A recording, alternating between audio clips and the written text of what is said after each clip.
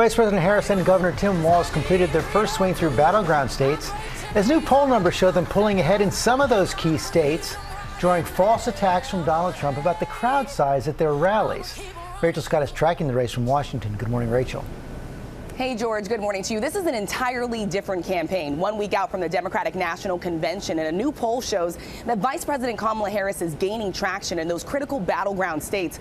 All of that really not sitting well with former President Donald Trump, who has resorted to pushing conspiracy theories about the crowd size at her rallies and questioning her racial identity.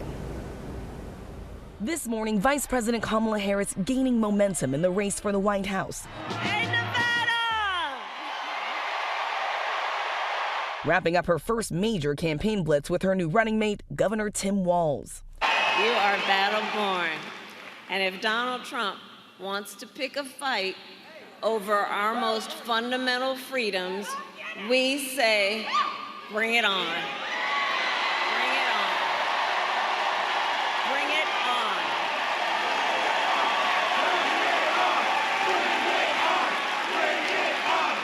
A New York Times Siena poll shows Harris has a 4-point edge on Donald Trump in Wisconsin, Pennsylvania, and Michigan, within the margin of error. And enthusiasm for the Democratic ticket has skyrocketed since President Biden dropped out of the race.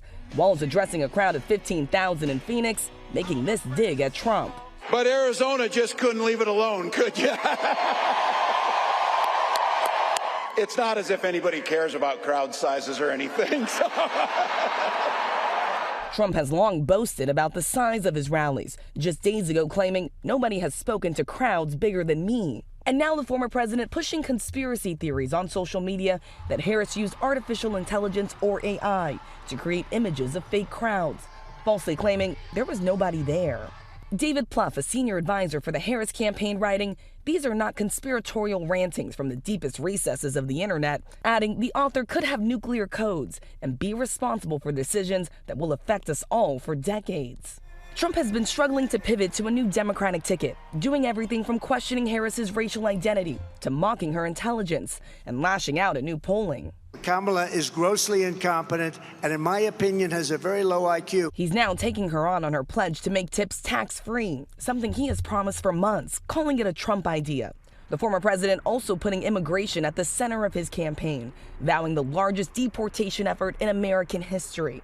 Our John Carl pressing his running mate, Senator J.D. Vance, for specifics.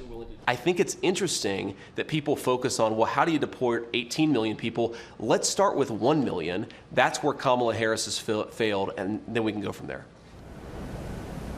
And in another twist this weekend, the Trump campaign claimed that it had been hacked by Iran. It pointed to a report from Microsoft that said that the Iranian hackers sent a phishing email to a top campaign official. Microsoft did not specify which campaign that was, and the Trump campaign has not provided any further details, George. Yeah, we've seen foreign interference in our elections going back to 2016 at least. Rachel Scott, thanks very much.